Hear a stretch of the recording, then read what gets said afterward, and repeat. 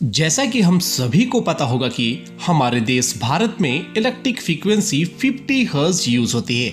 हमारे देश में जितने भी इक्विपमेंट्स हैं वह सभी 50 हर्ट्ज फ्रीक्वेंसी पे काम करती है। जैसे आपका ट्रांसफार्मर या जो हमारे पावर सब स्टेशन या पावर ग्रिड्स में इस्तेमाल होने वाले सभी इक्विपमेंट्स जो है 50 हर्ट्ज फ्रीक्वेंसी पे काम करती है।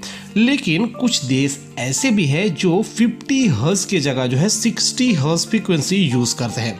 जैसे आपके United state, Canada, Philippines, Brazil और भी बहुत सारे कंट्री है। अब सवाल ये आता है कि हमारा देश भारत में इलेक्ट्रिक फ्रीक्वेंसी 50 हर्ट्ज ही क्यों यूज होती है? क्या हमारा देश भारत भी 60 हर्ट्ज फ्रीक्वेंसी यूज कर सकता है? और भी बहुत सारे प्रश्नों का उत्तर इस वीडियो के माध्यम से मिलने वाली है, इसलिए वीडियो को पूरा जरूर देखें।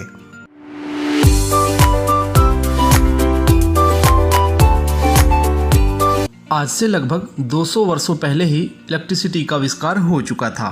तो लगभग सन 1800 के आसपास इलेक्ट्रिसिटी का इन्वेंशन हो चुका था, जो कि यूएसए के अंदर हुआ था। उस टाइम डीसी यानी डायरेक्ट करंट का इस्तेमाल हुआ करता था, जो कि 110 वोल्ट डीसी थी। इस डीसी सप्लाई को मैनेज करने वाली कंपनी थॉमस एल्वा एडिसन की थी, जिसका नाम जनरल इलेक्ट्रिक कंपनी था और उस टाइम डायरेक्ट करंट का ही बोलबाला था। लेकिन कुछ साल बाद सन 1891 में निकोला टेस्ला ने एक अल्टरनेटिंग इलेक्ट्रिक करंट जनरेटर को इन्वेंट किया। निकोला टेस्ला ने 3 फेज 60 हर्ट्ज 240 वोल्ट यूज किया। अब सवाल ये आता है कि निकोला टेस्ला ने 60 हर्ट्ज फ्रीक्वेंसी ही क्यों चूज किया? तो उस टाइम आर्क लैंप यूज हुआ करता था। तो निकोला टेस्ला ने कैलकुलेशन किया तो पाया कि 60 हर्ट्ज फ्रीक्वेंसी पे ये जो लैंप है वो बहुत ही अच्छी तरीके से जल रहा है। 60 हर्ट्ज फ्रीक्वेंसी पर इस लैंप के अंदर ब्लिंकिंग बहुत ही कम हो रही थी। एसी के सक्सेसफुली इन्वेंशन के बाद देखते ही देखते एसी करंट का यूज ज्यादा होने लगा था। सन 1896 के आसपास टेस्ला और एडिसन के बीच इलेक्ट्रिसिटी वॉर स्टार्ट होने लगा था कि किसका सिस्टम ज्यादा बेटर है, एसी या डीसी। तो एसी सिस्टम ज्यादा बेटर होने के कारण यह वॉर टेस्ला जीत गए, क्योंकि डायरेक्ट करंट में बहुत सारे दिक्कतें आ रही थी। डीसी में लॉसेस काफी ज्यादा अधिक हो रहे थे और उसे ट्रांसमिशन लाइन में हाफ मील से ज्यादा यूज नहीं कर सकते थे, क्योंकि ऐसा करने से लॉसेस अधिक होने लगते थे, जिसकी वजह से एसी का यूज ज्यादा होने लगा था। इसकी वजह से यूएसए की गवर्नमेंट ने यह फैसला किया कि हम लोग एसी सिस्टम को ही यूज करेंगे, जो कि सिंगल फेज 110 वोल्ट 60 हर्ट्ज था। तो इसी तरीके से जो है 60 हर्ट्ज का इन्वेंशन हुआ। फर्स्ट वर्ल्ड वॉर के पहले लगभग सभी देशों का संबंध एक दूसरे से टूटने लगा था। जो यूके यानी ब्रिटिश देश था, उनके मन में आया कि हम लोग यूएसए की टेक्नोलॉजी को क्यों यूज करें, हम लोग अपना खुद का टेक्नोलॉजी बनाएंगे। और उस टाइम एल्यूमिनियम और कॉपर का भाव अच्छा खासा था, क्योंकि एल्यूमिनियम और कॉपर जो है इजीली नहीं मिला करते थे। यूके यानी ब्रिटिश के जो साइंटिस्ट थे, उन्होंने पाया कि अगर हम वोल्टेज को इंक्रीज कर दे और करंट को डिक्रीज कर दे तो कॉपर कम यूज होता है, क्योंकि करंट कम रहेगा तो कॉपर का साइज भी कम लगेगा। तो यूके यानी ब्रिटिश लोगों ने 110 वोल्ट की जगह 220 वोल्ट यूज करने का फैसला किया। उस टाइम तक मोटर का भी इन्वेंशन हो चुका था।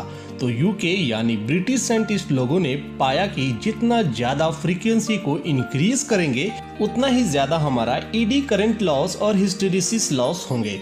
तो उन लोगों ने 60 हर्ट्ज फ्रीक्वेंसी को ना यूज करके 50 हर्ट्ज फ्रीक्वेंसी यूज करने का फैसला किया। तो यूके यानी ब्रिटिश लोगों ने single phase 50 hertz 220 volt AC use करने लगे।